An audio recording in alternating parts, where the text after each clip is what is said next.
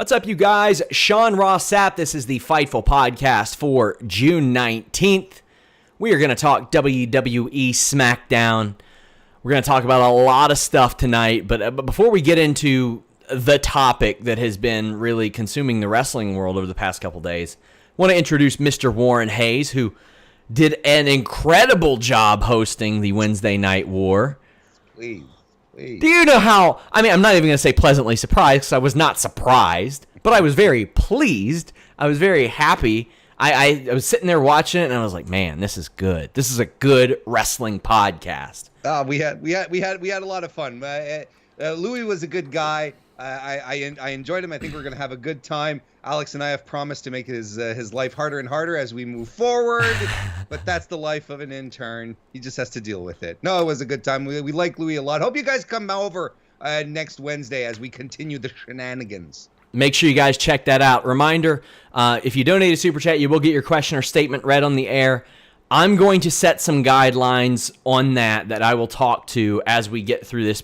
First off, I want to say, in light of some things, if we could refrain from David Starr mom jokes, it was a running gag on Quizlemania. I don't think that would be a sensitive thing to really approach for a lot of people right now. Let's halt the Dong Lord stuff. We're not going to do any Blue Chew or Manscaped ads, at least for the next couple of shows. They are sponsored, they are loyal, and obviously they are not implicit in the things that have went on in the wrestling world. But I think that considering the state of where we are and the things that have kind of emerged, those would be weird things to really go into and to tackle.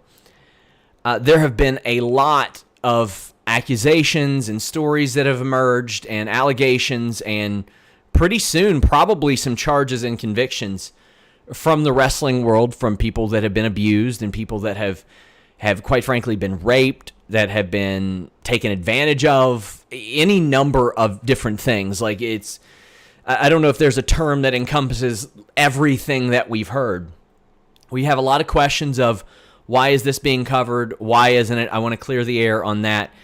If the accused releases a statement, if the company releases a statement on their behalf, if a transaction is made as a result of that, or if there is a police report that is filed, charges that are filed, convictions that are happening, we will cover that. There is no source that Fightful has that is like someone that is exempt. Quite frankly, I ain't going to use a source that is a rapist, a racist, anything like that. We don't need them in that regard. So we're not looking to protect anybody. We're not looking to do that.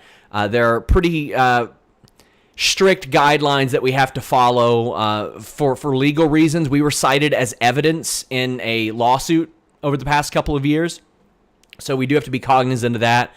There are some people that say, well, how does this stack up to the Enzo Amore situation? When we reported on that, that's because a police report was filed. That was it. The courts handled that, so to speak. The police handled that, and that came of what it was. But there have been a lot of people implicated. David Starr issued a statement, a very bad one, quite frankly. Matt Riddle has issued a statement via his attorneys. WWE has issued a statement as well. Ligero, Jordan Devlin, countless others. Dave Lagana is out of the NWA. Warren, I want some initial reactions from you, and I know that's even though we knew this conversation is coming, that's still kind of, it's putting somebody on the spot, because it's difficult to relate to what any of these people are going through right now that are sharing their stories and have these experiences. Yeah, you nailed it right on the head. If you haven't gone through it, it is extremely difficult to relate. It's extremely difficult to put yourself in their shoes and be like, okay, yeah, I get it. And this is the moment where you don't have to necessarily relate. You don't have to react. You know, where the women and men who are coming out as victims aren't necessarily doing it for the rest of us to come in and fix their problems and find a solution instantly and be there and react. They want us to listen. They haven't been heard over whatever period of time that they've carried this baggage with them. Sure, some of them have been carrying it for years, decades in a couple of circumstances. And this is the moment where your empathy is really put to the test. This is the moment where you're like, I'm going to listen. We don't have to jump to the conclusions. We don't have to start accusing people. We don't have to be like, oh, but my favorite wrestler. It doesn't matter. The bigger story is these people are coming out, and they're doing it because they had pain. They were living with this for years, and it has to come out. You know, wrestling had a code for such a long time. We're generally referred to as kayfabe. But essentially, it was a code of silence. It only benefited one group of people in the wrestling business. And this is a Warren Hayes editorial, by the way.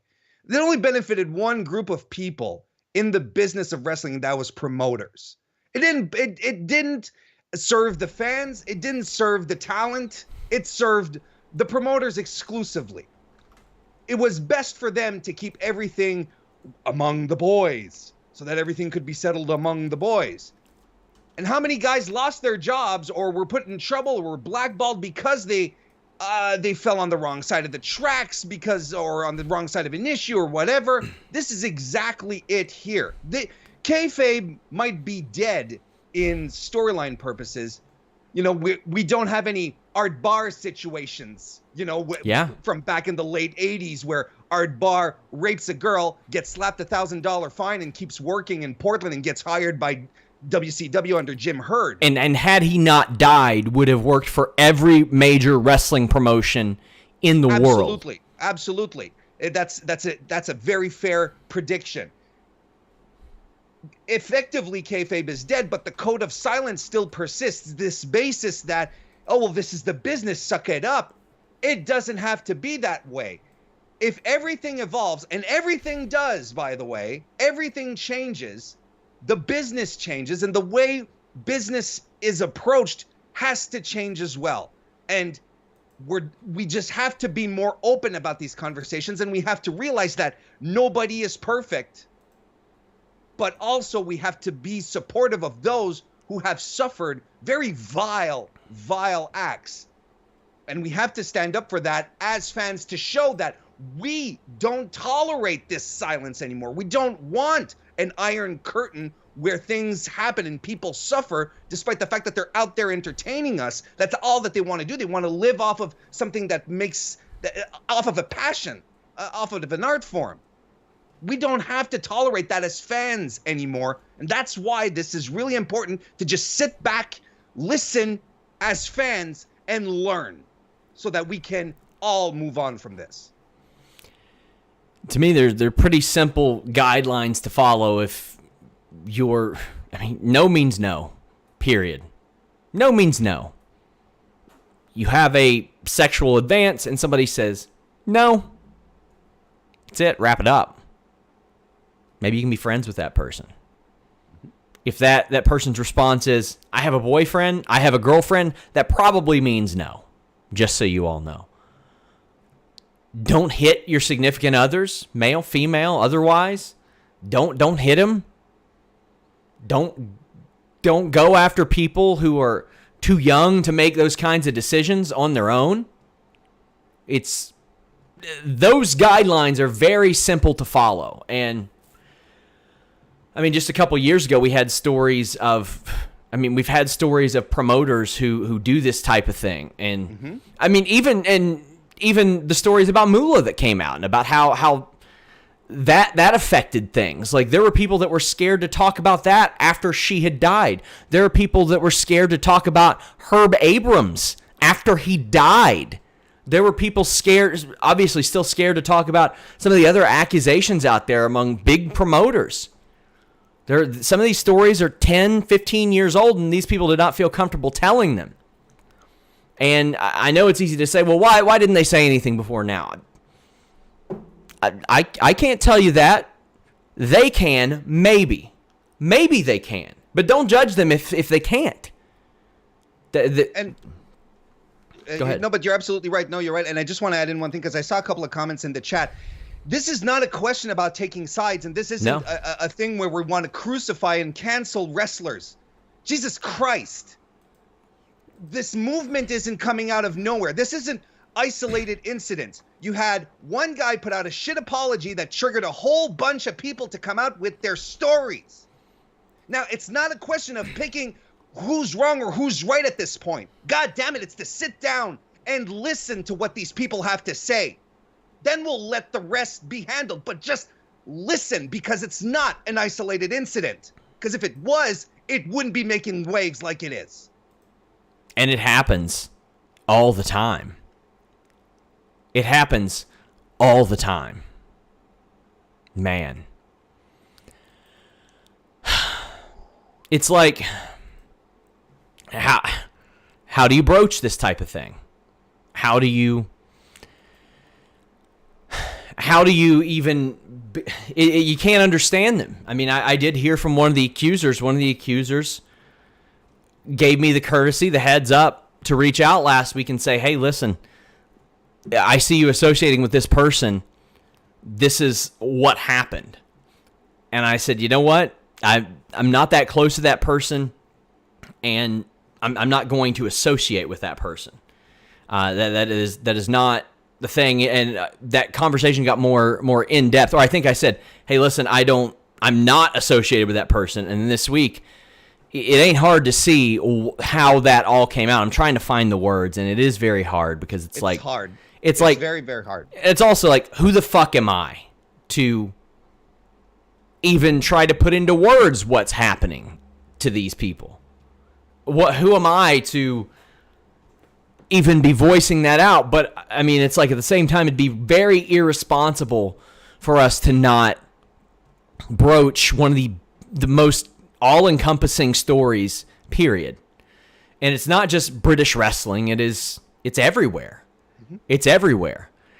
And I just encourage people, be responsible with this. Be responsible with your words to these people, to the people that are going through this, to anybody. Like, you don't know what might cause them. You don't know what might cause them to have these feelings that are rushing back and are tough to deal with. Mm-hmm. Oh, man.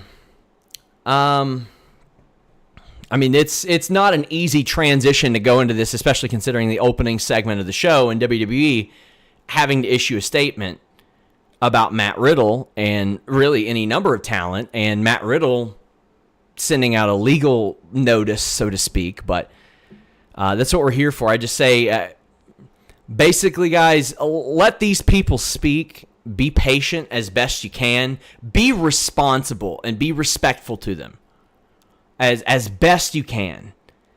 And, you know, maybe I'm not the best person to kind of put that out there or preach, so to speak, but man, it's until you've been in their shoes, it's hard for me to imagine that you could accurately understand. And hopefully you're never in their shoes. Hopefully you're not. And that's kind of the point here. That's kind of the point. Or your sister or your brother or your daughter or your son. I really hope it never happens.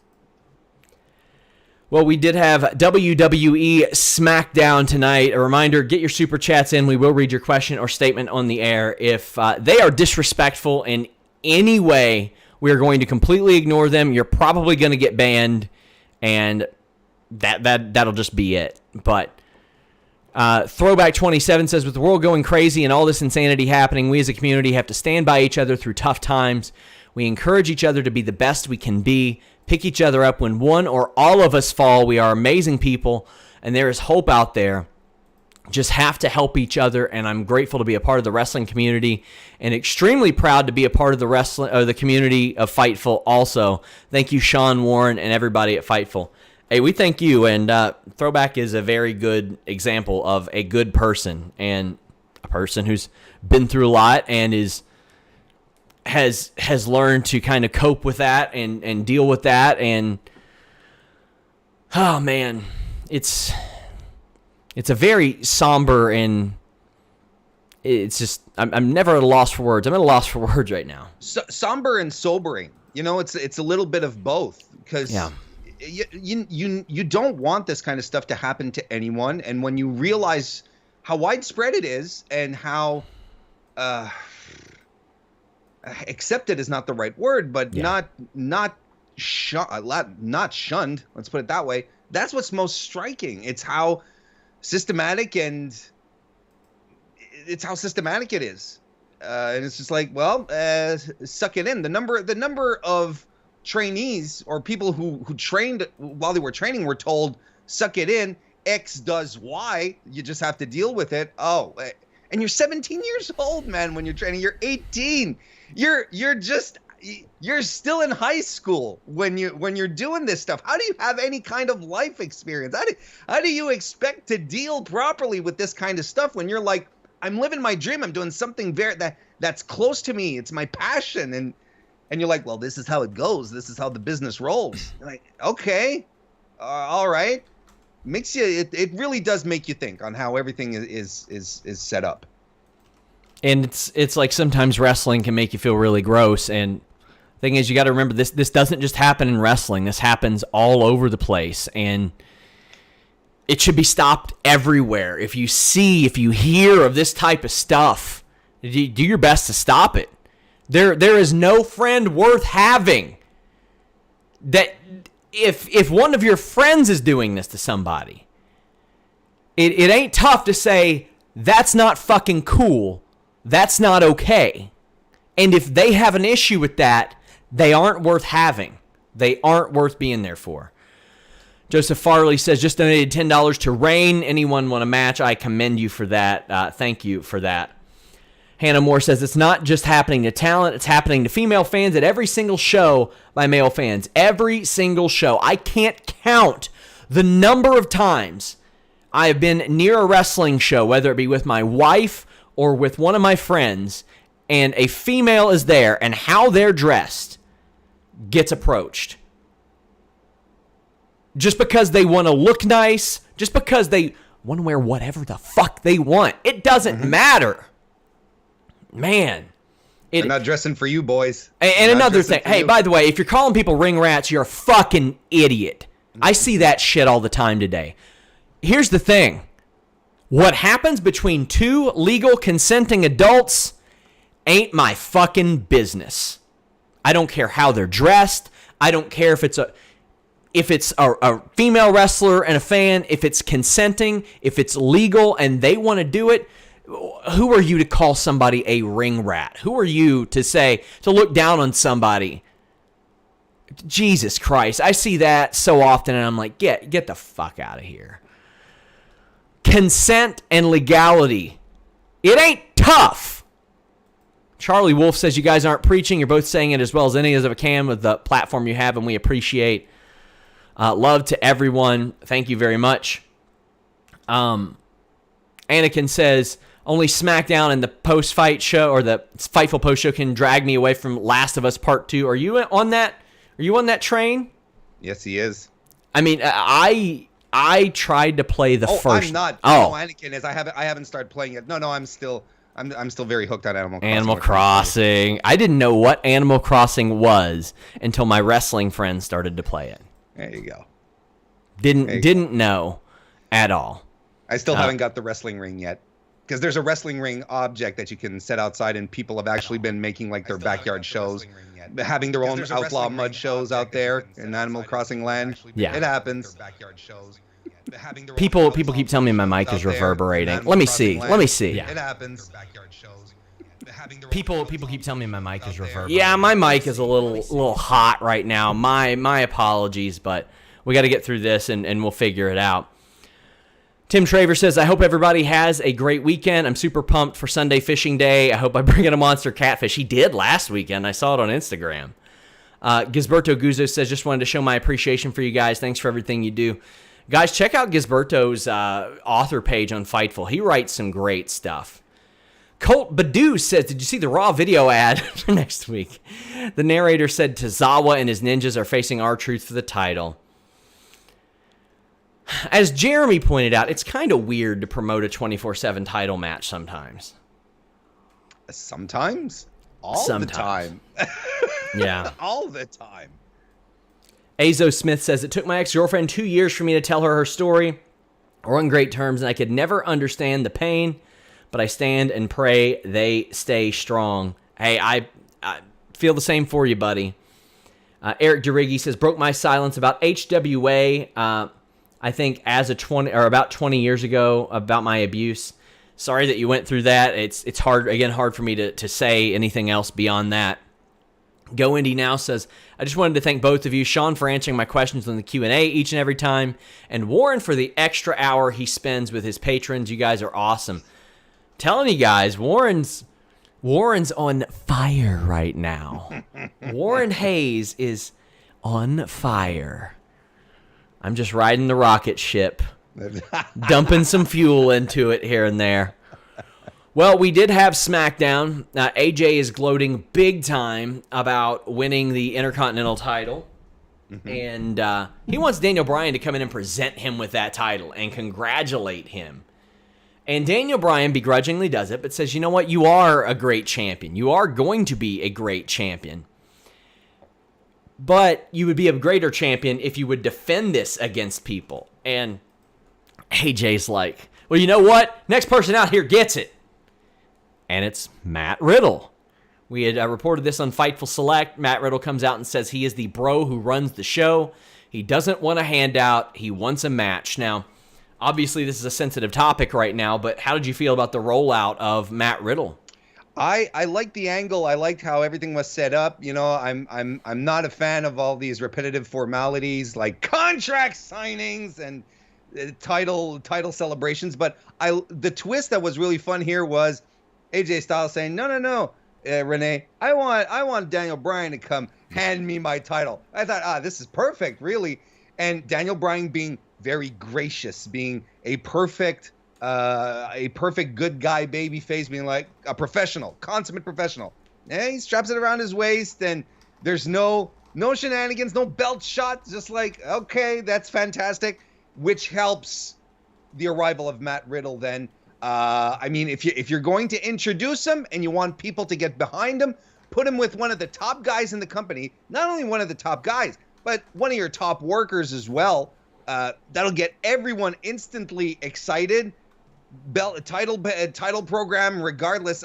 I mean, it's good. It's good because it's going to elevate the IC title, and goddamn, SmackDown needs a title people can get behind, because yes. I don't care about the Universal title, my man. So this one at least feels special, and throwing Riddle into the mix here makes it all feel special. I really liked the opening segment. I really did. So as this match happened, AJ says, you know what? This ain't for the title. And Matt Riddle wins. And it's a good match. It's a damn good match. During this, he ends up interacting, he being Riddle, with Baron Corbin. So you know they're going there. And who knows, after today, he might be eating an end of days in a pinfall in about a week, whenever they tape SmackDown. But this was a very good match. It was a nice mix of like work and shoot and spots. And Riddle wins with the bro down, which is basically... it's not a tombstone, but you get in that position and you slam them. Yeah, it's like a gotch slam. Yeah, and I dig the gotch slam. I love it. I remember like Just Incredible kind of doing that here and there when he couldn't safely drop people on their heads. But I thought it was a good match. I mean, obviously this is a dream match for a lot of people that was taking place in a nightmare situation for a lot of other people. I think that's very eloquently put. That's exactly what it was. Because the match was good, and honestly, you know, when you think back, when you think back over 18 to 24 months, not very surprising that AJ Styles is put in a position with a newcomer, a new arrival, and puts him over. Yeah, AJ has done it a couple of times in the past with. I do believe he had a good match with Buddy Murphy right early on when Murphy was on SmackDown, if I'm not mistaken. It's happened. So this is just leaning into AJ, helping create new people, new momentum. My God, I am not looking forward to any feud with Baron Corbin, because there is already a Baron Corbin replacement on SmackDown. We're going to talk about it in a bit. But the only thing I found strange is Well, why did everyone get into the ring when he celebrated? Well, first off, why was everybody out there? Well, because AJ said he wanted everyone to come out to celebrate. Daddy said that at first. Because it kind of felt very Lex Luger. I'm a social distancing truther and a flat earther. I'm hitting a double tonight, he said. The COVID community. It kind of felt very Lex Luger-ish, when Luger didn't win the title, but everyone went in the ring to celebrate. Like, that's what it was. Is Matt Riddle did he go around the locker room just before the match and made sure to shake everyone's hand, to make sure that he got in everyone's good graces before getting in, and they were all really excited? Yeah. That's the only thing that seemed a little weird to me, a little more contrived, but hey, you know what? It's a nitpick. It didn't take away from my enjoyment of it. We have a ton of super chats. Big thank you guys. I can't tell you how important that is to us. Sitting on my bed says, I was disgusted by all the stuff I saw and couldn't believe it. To think there are people with this disgusting mindset. Yeah, and that's the thing, is that for a long time people haven't believed it. It's not that they couldn't believe it, they haven't believed it, and that's a problem. Stay Up and Keep It Up says, am I right here? Is this basically he said, she said? I mean, sure, in some cases it is, but in a lot of cases it's he said, she said. Like, it's not quite so simple. And I'm sure there have been some people falsely accused. I'm sure there have been some petty things that have been out there, but that's not really the point. That's not really the point, and hopefully, if anybody has been falsely accused, that will come to light. Hopefully that will come to light. But wrestling needs to change. The culture of it needs to change. I mean, it has me going back and reviewing every daily interaction that I make. And that's probably what everybody should do as a responsible adult, is say, you know what, maybe today wasn't the day to go out there and say, we're making a Dong Lord shirt and all that shit. It ain't right today. It ain't cool. Mm-hmm. Sitting on my bed wants to know if you have stared One Piece yet. Oh, if I started? Oh, okay. Started. No, One I haven't. Piece. No, I had. No, that's going to be quite the commitment. Like, I think I've evaluated if I start now, it'll take me like 4 months. If I watch like 3 episodes a day, I can't commit to that. Oh, it's a show. I thought you were getting ready for bikini season, Warren. Well, I mean, it's they're in. They're in. I've bought my wife like 6 of them. They're popular again. I don't know. Well, Steven Larson's going in raw. God, I appreciate you guys. I can't tell you how much I appreciate you guys. They say lots of love to them Fightful boys from the Friendos. Some A+ people.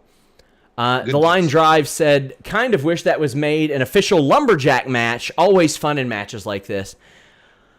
I mean, really, they all shouldn't have even been out there. He should have said, go backstage and watch on a monitor. But they had to set up the Riddle thing. The Riddle thing with Baron Corbin. That's pretty funny. I hate lumberjack matches, by the way. I think they're stupid. DGMC. Warren, say DGMC. Screwed DGMC if you agree. I don't know what that means either. I don't know. Let's just skip over it. It doesn't matter. Evan Wright says, Champion getting pinned on TV sucks. Not a fan. I'm not really either. This one, they had to establish a big star, and I agree. I'm not too keen on that, though. How do you feel about it? Oh, the fact that AJ got a clean pin, got pinned cleanly. Yeah. No, I think honestly, it doesn't. If for a guy like AJ Styles, it doesn't matter. It really, really doesn't. And look, we say it more than enough. WWE doesn't build stars. They don't go all in. They're always very like, oh, let's touch the water. Oh, it's a little cold. Let's pull back a little bit, guys. Let's not go too quickly. And here they go. This is the statement. Matt Riddle beats AJ Styles clean. Good. Because I want a big star on SmackDown. I want one. And Riddle should probably get an Intercontinental title match now and get screwed out of it by Baron Corbin. Sure. Tim Traver says, I've dealt with abuse all my life, not going into details. Yeah, hey, you have a support system now. You have people that care about you. You have people that you can talk to. You can always reach out to me. Liam says, lost my job this week due to the ongoing pandemic. We want to say thank you to SRS, Fightful, and Warren for taking my mind off of things in this tough time. I hope that changes. It's a rough situation right now outside of wrestling in general. And as Ball Don't Lie Worldwide says, Australia fires, Kobe's death, COVID, layoffs, racism, riots, now this.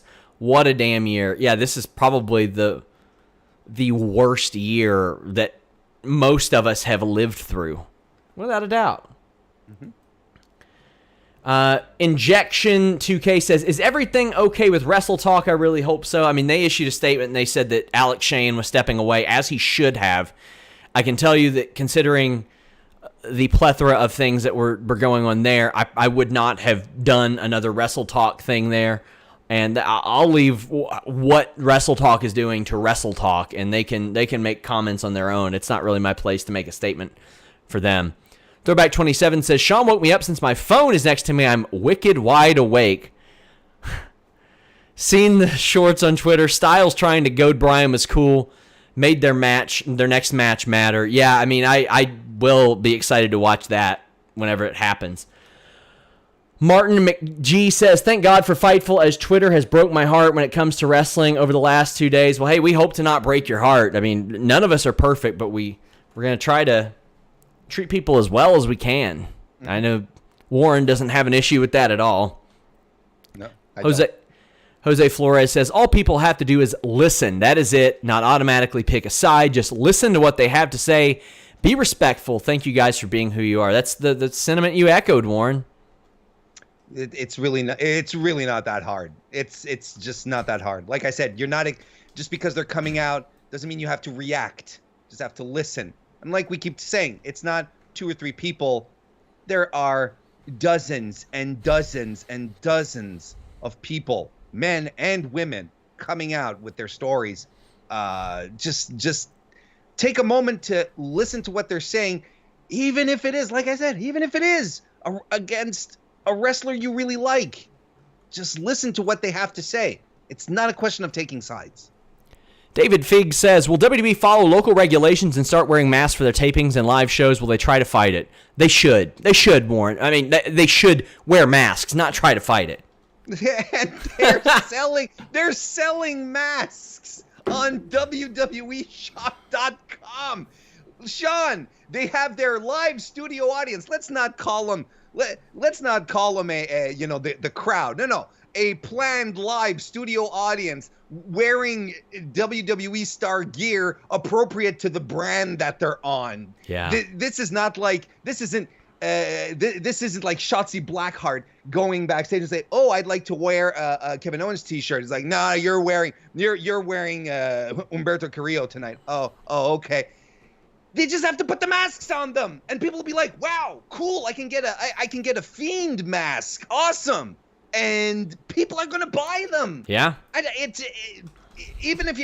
Even on its most basic mercantile capitalistic impulses, WWE isn't caving on this. It's ridiculous. And that's been their MO forever. I know, that's it. It's weird. It's really weird. Well, I tell you what, I think it would be very funny if it came out that Sheamus was not to blame for this wreck at all and just got piss-faced for no reason. Because you know who's behind all this. It's Carmella and Corey Graves, Warren. Oh, my God. Boy, did Twitter run off with that.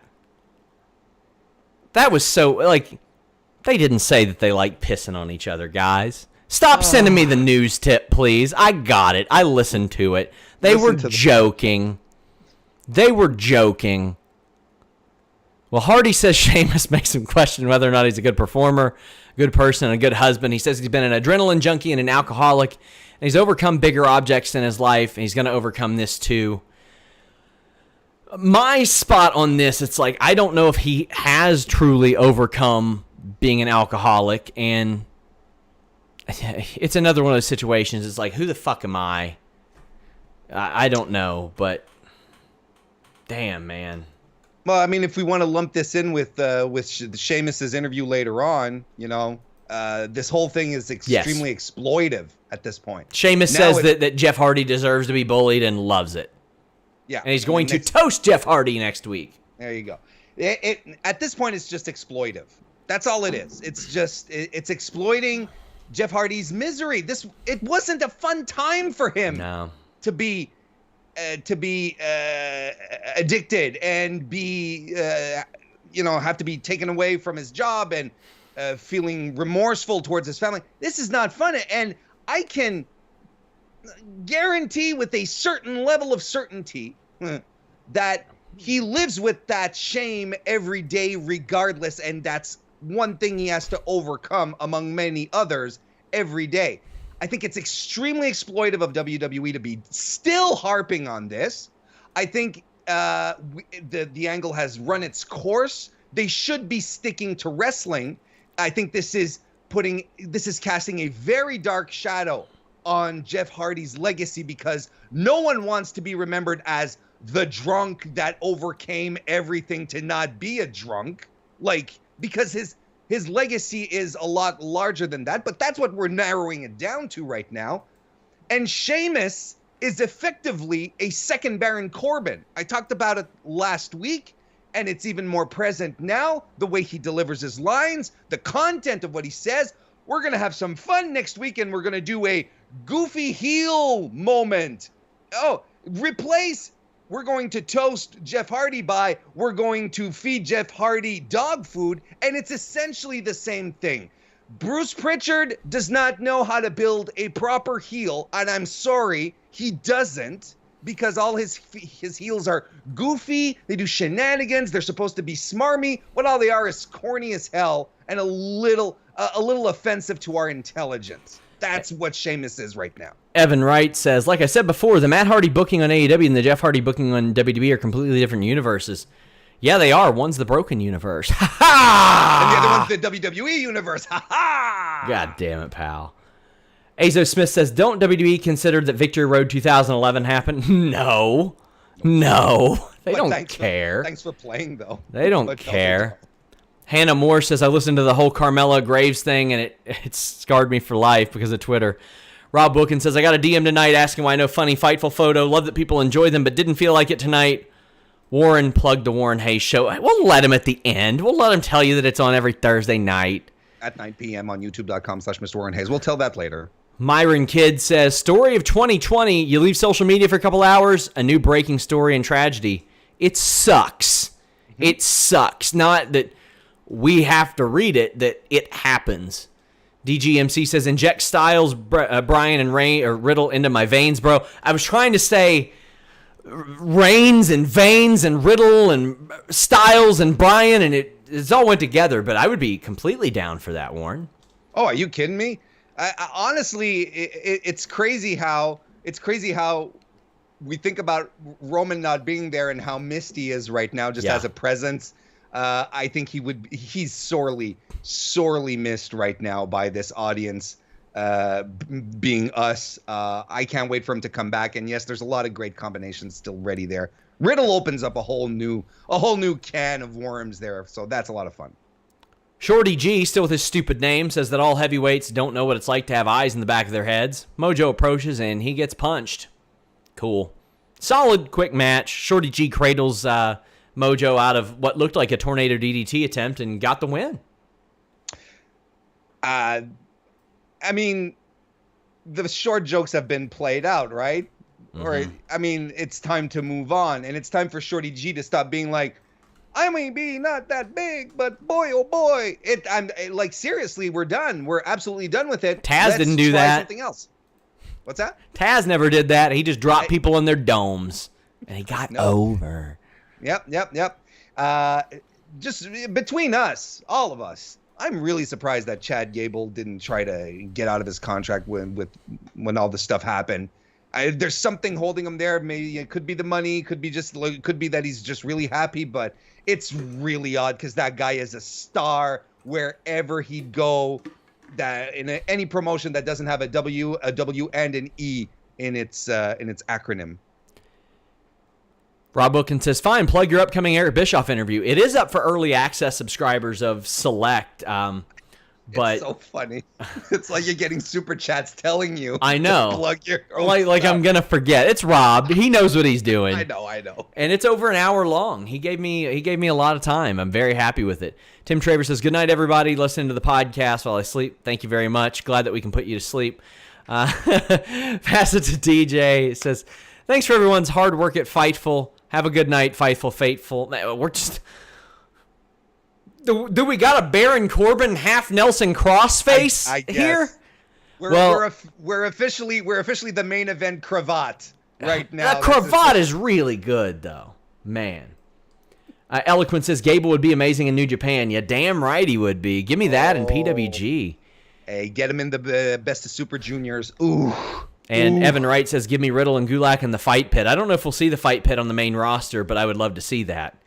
And DGMC says Warren's show is now called The Screw Job. It's my show is bleeding into the My Fightful shows now. It's fantastic. My show, which you can listen to on youtube.com/Mr. Warren Hayes. There you go. Every Thursday night.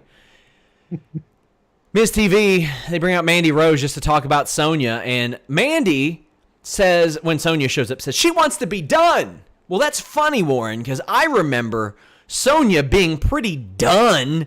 And then Mandy popped up like Jinder Mahal in a Titantron, like, "Hey, Sonya, up here," and cost her a match. Exactly. It's either, is it a disingenuous styled character development that we're getting for Mandy Rose? No. It's just poor continuity. The left hand not saying the same things that the right hand is.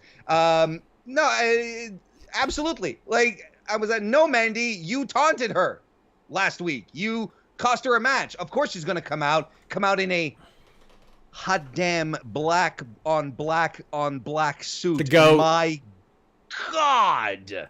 GOAT. Man. That what? I mean, there's a certain look. I'd wear that, and you'd be like, "Huh? Didn't know the Michelin Man decided to change his colors." And honestly, that's what I'd look like. She looked like she was poured into it. She's a star. Oh my God, it was so good. And the promo? Ugh! Imagine if they had her win stuff. So they get into it, and Mandy Rose beats her up. And Anakin JMT says, "Sonya sold me tonight with her promo. She sold me with her work, with the way that she walks, the way that she talks, the way that she acts. It's amazing." They're giving her an inch. She's taking a mile every single time. And here's something for your consideration. Because when we were seeing Sonya and Miz and Morrison in the ring right there, I was like, wouldn't that be an absolutely fantastic trio right there where Sonya is the leader? Like, it would work. You'd have the two goofballs in the back, and Sonya's trying to keep those two fools in line. And then you give Sonya, especially in the way she delivered her promo tonight, you give Sonya an American Psycho, like Patrick Bateman type of gimmick. Because she's looking at Mandy and she says, if this is what I have to look forward to, then she can become like start talking about boot laces. It's like, oh, the color of your laces are a little more are a little eggshell. Mine are off-white. Are yours in polyester? Because mine are in nylon. And then be super obsessive about little details like that. She could really pull off. Somebody's got to take your TV away from you. I appreciate it. But she could really pull off a Patrick Bateman kind of thing. She could. With Miz and Morrison backing her up. And wouldn't that be nice? Like a real stable of wrestlers led by a strong woman, a wrestler. Like Zelina's doing good as much as she can right now because they're splitting them up and everything. But that would be great. It'd be such a nice twist, and she could pull it off. She could absolutely pull it off. This was an insignificant segment between characters that I don't consider insignificant. I consider them very significant in Sonya, and a lot of people do too. Azo Smith says, "I'm dreaming of the future Sonya versus Banks title feud." Sonya should be a top star. She should be a top star. Yep. And Aaron J's fan says, "I bet Sonya would get cheers with a real crowd." Me too. I think she would. I think so too. She's extremely charismatic. She's very passionate. It's the kind of heel that you can get behind. Absolutely. Hannah Moore says Sonya is the daddy of WWE. I think that would be a great name for her. Kind of, and then you know what? When Becky comes back and she says that she's the man versus the daddy. Yeah, damn it, Damn it! Where's my checkbook? I haven't written a check in years. I want to savor this. I want to sit there at the counter and write this check out and inconvenience you while you're behind me and you only have one item to buy. But I'm saying, you know what? I'm taking my time. Ah, man. Drew Nicholas says, Sonya needs to come out to Huey Lewis in the news now. It's hip to be square. They ain't going to license that. Tell me I'm wrong. They ain't going to license that. You know they're not. You know they're not. Oh, man. Do we have anything else? Yeah. I think we have one. I think DGMC had asked about if Becky was out of the title picture, who could we see stepping up? I think that was what it was. Sonya is the one I can see stepping up, legitimately. Absolutely, especially if you're sick of Charlotte. This is perfect right here. It's perfect. Who would be sick of Charlotte? I don't know. So, New Day defeated Lucha House Party. This was a good match. Nakamura and Cesaro are watching backstage, and Sasha and Bayley are on commentary, and I love it. They're so good. When they go off about Big E doing the Bayley to belly. Right? That was fantastic. Come on. The Midnight Ride wins it. Cesaro and Nakamura lay an ass-whooping down. Demon Diva says that Cesaro swing into the Kinshasa was so beautiful. Realistically, I think that they should have beat Lucha House Party last week. And then this week, when New Day fights them, then they beat them up. That way, it's not like, oh, okay, well, they beat the champion, so you know what's happening. I get so sick of the 50-50. I agree. But, then that would imply that they have plans for these people instead of just making it up as they go along. I really agree. This was a fun match. Again, Lucha House Party putting on a good match. Again, if I'm not surprised because I watched them on 205 Live. This is consistent for me. I love Lince Dorado. I've always been a big fan since the Cruiserweight Classic. I'm glad that even though they're in losing efforts, at least they're actually having wrestling matches and not just being squashed by Braun Strowman or Lars Sullivan. So that's really good. I loved commentary as well, how Sasha and Bayley were essentially marking out for the New Day the entire way through. Big splash! And I thought that was a lot of fun. Yes, the big swing Kinshasa combo. I was like, are they really going to do this? And that requires some timing, some precision, and a good old-fashioned, yes, you can pull this by the guy who eats the move, because Jesus, that could go wrong in a second. That was good. I liked the match. Anakin says Cole was too heavy-handed on commentary with Sasha and Bayley during the New Day match. Sasha just saved it with that glance at Bayley's title at the end. I mean, kind of, but we've heard Corey Graves, and he even said, I've tried to drive a wedge in between them for years. Michael, you should just give it up. Azo Smith says, hey, Seth, Sonya did it better. Yeah, that'd be a good one. Pass it to DJ said, would it be interesting if Sasha and Bayley are still tag champs when they feud? I really think they should lose them and put somebody else over, and it should emerge from that, honestly. Yep. D-Lo Dig says, been a few rough weeks. Mom died suddenly due to a stroke. Me being a wrestler, seeing all this stuff on Twitter is sad, but just subscribe to Fightful Select. Well, I thank you for doing that, but we definitely feel for you and your family. That's horrible, especially at a time like this. I'm really sorry to hear that. Liam says, heels hating the announcers is brilliant. Oh, I love it. I think it's perfect. Korosami 1997 says, Becky said Sonya was a star, and she wasn't wrong. Boy, she knows how to pick him, doesn't she, Warren? Oh, she's got a good eye. She's got a good eye. Then again, you kind of have to not want to see it. And I'm not discrediting Becky Lynch's eye for talent, but you kind of have to deliberately not be watching Sonya Deville and how she's growing and how she's improved and how she's leaning into to her push right now to not realize that she's a star in the making. Throwback rather says the Bischoff interview was great. Give a thumbs up and subscribe and get your Fightful gear at shop.fightful.com. Waiting for mine to rock out. Sonya should be number one contender by the end of the year. She should be number one contender by the end of the summer is what she should be. Yeah, pretty much. The Line Drive brings up there's a shot in the episode that feels almost like parody. All the underutilized women on the roster just talking about what they want to do. You have these women build a tag division.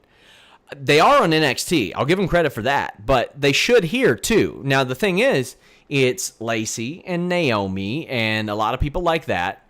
And they talk about how they're underutilized, Warren, and then they say, where's Nikki? Well, she's beating the shit out of Sasha and Bayley. That's where. That's what she's doing. No, that's it. It's an interesting segment to do because it really does underscore that you're not doing anything with your women right now, and we realize that they're not doing anything with us, right, girls? Yeah, that's we're not booked for any matches tonight, right? No, I thought Nikki Cross was supposed to be. Yeah, no, it was odd. It's a strange segment to do, and I'm trying to think. It's like, sure, it was too short a segment for a match, but why don't you just book them? Why don't you just do something? I mean, Bayley hasn't defended the title in a while. Why not just create a little undercard feud or mid-card feud where you have a triple threat one week to determine the number one contender for the Bayley's title, and you just put the women on TV and have them wrestle? It's really strange sometimes. It's really, really odd sometimes what WWE tries to do versus what they maybe should be doing, because they're really painting themselves into a corner still with the women's division, especially on SmackDown. Not a lot of protected, strong women on the card there. Once Bayley and Sasha have their feud and one of them ends up with the title, who's next?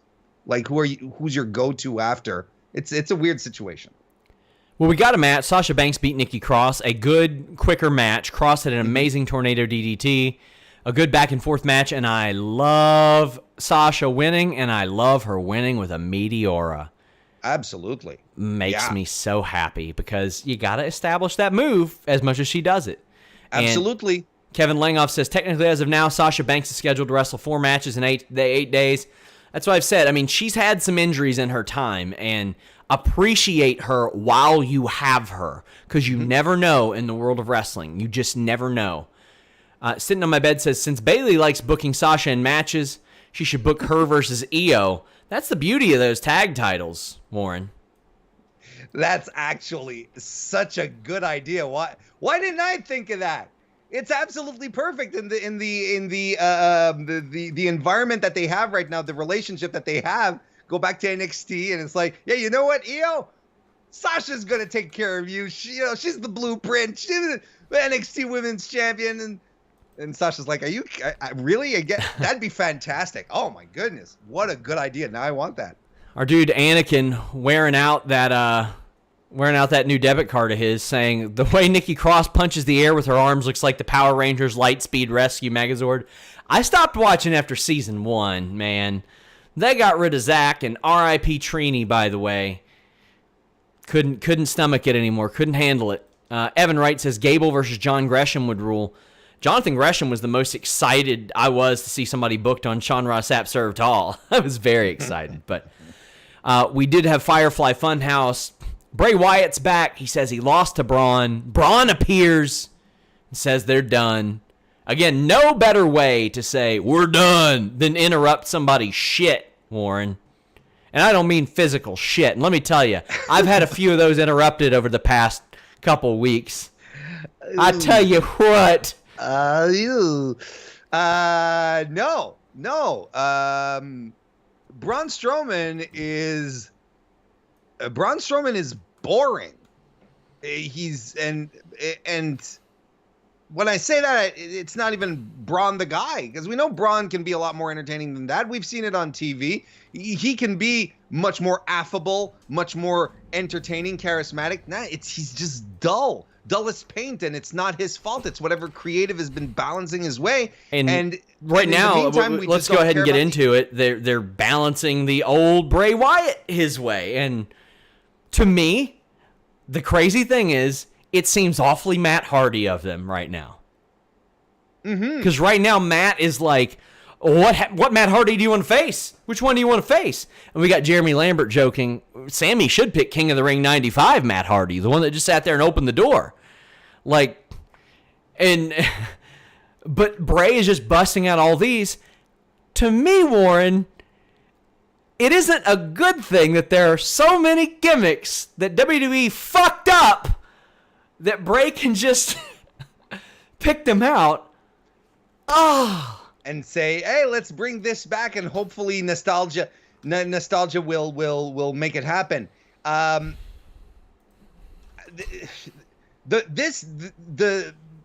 cult leader Bray Wyatt gimmick, the one before he became the Eater of Worlds and just started talking nonsense, was one of WWE's big fumbles, because that gimmick was over. People liked it; they were behind it. Now they're sort of dredging it up in a nostalgic way, saying, "Hey, remember here we had this history. You guys seem to like it when we start talking about history. Well, here's some history." Yeah, yes, and I'm gonna admit I liked it. I liked how it was executed. How I was expecting the Fiend.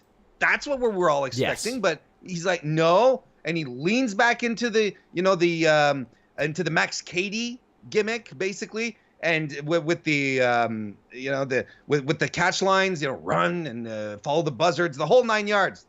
But it does feel like, hey, you know what? We're going to go back to some old ideas to make them fresh again.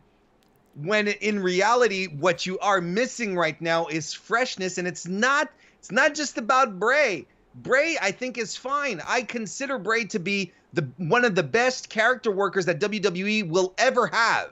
Because the gimmicks that he has been given would not have been a quarter of the same level of success had they been given to anyone else. I really, to me, Bray Wyatt and Mark Calloway becoming The Undertaker, same thing.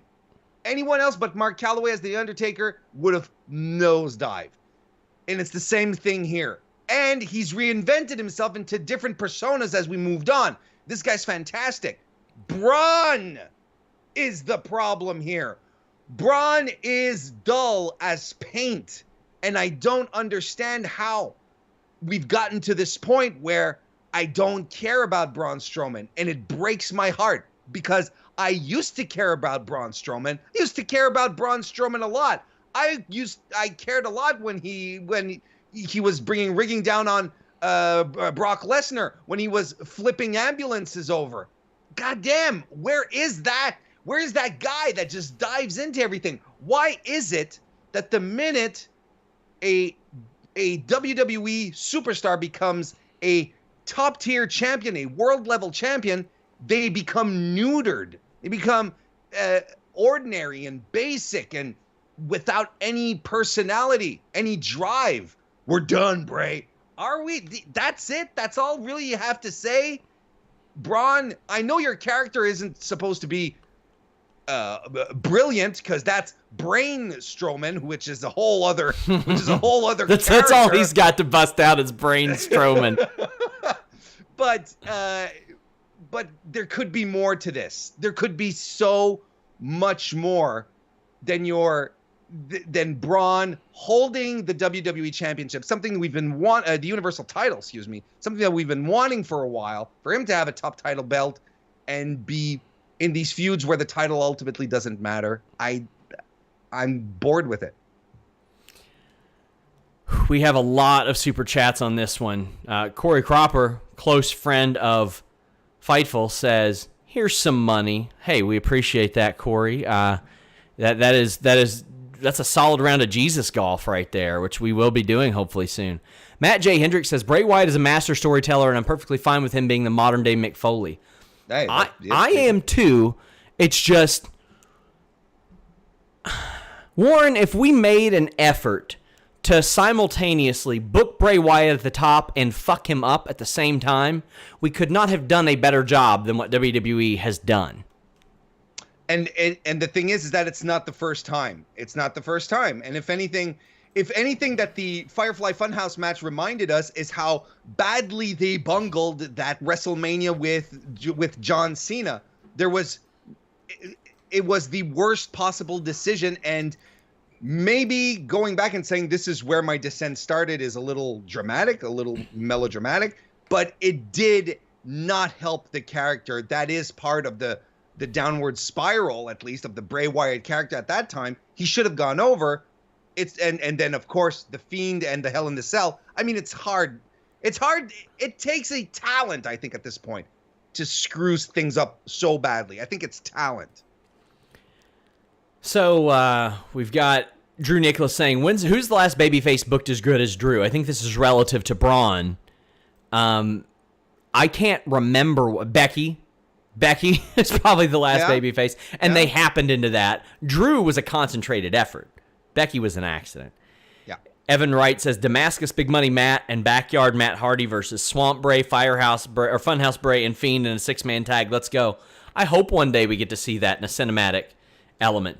Anakin JMT says, did SmackDown just seem to end abruptly? No. Bray told him to run, and then they ran. Azo Smith says, F off with the progressive logo during Bray's promo.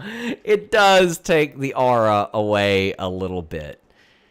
Vincent Elsar says, is rehashing Swamp Father Bray Wyatt another way to stall The Fiend coming back? I would say yes, Warren. I would concur. I think they're going to tease this a bit.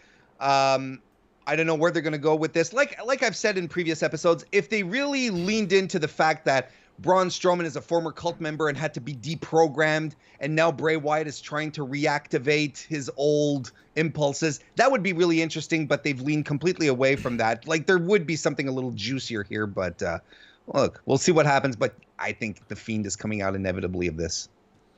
Patel Ron says, who looks scarier, The Fiend or Abaddon? I got to rock with Abaddon. Jesus Christ, that's commitment. Well, hey, JR almost had a heart attack announcing it. He didn't believe what he was seeing there. I mean, come on. He was simultaneously afraid to offend people, but offended himself. He's like, I'm sorry, but look at this human. And I mean, hey, that's the gag. That's the thing. Yeah. Throwback says, let Braun be who he is outside of WWE and make a name for himself, or mixed tag challenge Braun, since he and Alexa had free reign to do what they wanted. Most people did on that show. I think charismatic Braun is the way to go, and Braun tears shit up is the way to go. I don't need him doing pee and poop humor, that's for sure. Mm-hmm. But, I think that they're leaving a lot on the table with Braun Strowman, and have for 3 years. And the thing is, if Reigns were there, he wouldn't be in the spot. No, I don't think so. I don't think he'd be in that. I don't think he would be in the spot. And it's a shame. But Warren has been timed out in our chat for being rude to DGMC. I would like to send you a heartfelt apology, DGMC, on behalf of Mr. Warren Hayes. Sorry to interrupt you. You know what? He's taunting you. He's getting timed out. I don't tolerate this. No celebrations in the end zone here. Sorry to interrupt. Oh, that's fine. Look, it could all be worse. It could be Goldberg. So there we go. You're damn right. You're damn right. Throwback 27 says, Bray Wyatt can be compared to two people, Foley and Hardy. All three have different types of characters, and it's fun to watch. Can't wait to see what Bray does next. Maybe. Okay. He says, maybe one day TikTok Bray is on the clock. I thought he was about to go the direction of Bray Wyatt joining TikTok, the app. And I was like... Yeah, me too. Yeah, that's what I thought he was talking about. Yeah. And I was like, that's about how long he has before WWE screws up his booking, is the length of a TikTok. But Killer Cross would be a nice one. I could see him hitting Bray with a beautiful Saito suplex. Oh, for sure. But I think he's going to be... a bit of an anchor for NXT for a while. Our boy Karrion Kross, or Killian Cross, like Adam Cole called him on Wednesday. Oh, poor Adam Cole. Joseph Stern says, I'm sick of The Fiend going after a title. I'm sick of him being in that program. Do you remember what they used to say, Warren? Like, when you would listen to the Pritchard show and they'd go, why didn't Jake Roberts have the title? Because he didn't need it. Why didn't Andre the Giant ever win the title? Well, he did for like 1 minute, but still. For 1 minute, but you know what I mean, yes. He didn't need it. There has not been a case of the last 20 years of didn't need it more than The Fiend. Mm-hmm. My God. Throwback 27 says, Sasha works as hard as she did in Chaotic Wrestling. She's hungry to show her skills. Yeah, I think it's obvious, man. She is one of my favorite workers in the world to watch. I love it. Azo Smith says, control your mutt friend. We don't deserve Bayley. She is amazing at saying things that aren't like groundbreaking, but are still just so entertaining and heelish, Warren. No, she has that balance, right? Just that balance of serious and humor. You know, she not unlike a certain Christopher Jericho in certain extents, where she's able to turn up the crazy, but then when it's time, bring it back down to the essence of what we're doing. She's very, very, very good. Last couple of super chats, guys, and we're wrapping up. So leave a thumbs up, subscribe. Rob Wilkins says, you think we see Undisputed Era on main roster by November? I don't. I think they are anchors of NXT. We might be looking at 500,000 viewers for NXT if they leave. Yeah, I agree. And Evan Wright says, I've rewatched the Vanguard 1 funeral in BTE about 10 times. Might be some of the funniest stuff I've seen from a non-wrestling show. To me, that's when I said, okay, being the elite is back. Yeah. There was a line there when they were discussing how they were like, we don't know how old he was. And then off camera, Matt Hardy goes, he was about to turn 5. I lost it. And Cody and the Bucks arguing over what they were wearing to a funeral. Amazing stuff. That was amazing stuff. But also, if you want amazing stuff, check out Warren every Thursday. You get the full Warren experience Wednesdays through Fridays, just back to back to back. That's true. Warren, first off, tell us about your Thursday evening podcast. 9 p.m. Eastern is when I record live on youtube.com/Mr. Warren Hayes, basically recapping the week in wrestling, talking about current events. It's a good time. You should go over there, subscribe, and hit the bell thing, and then you'll get a notification when I start. 9 p.m. Thursdays. It's a fun time, and there's a lot of regulars from the Fightful chat who are there. It's a good place to hang out, talk some wrestling. Have a good time. Come on over. youtube.com/Mr. Warren Hayes. I fully believe that Warren has developed into one of the best podcasters, period. We talked about how we did that retro podcast, and immediately was like, I got to get this dude on the roster. I mean, you guys know how hands-on I am with every show, and I looked at Warren's work, and I said, you know what?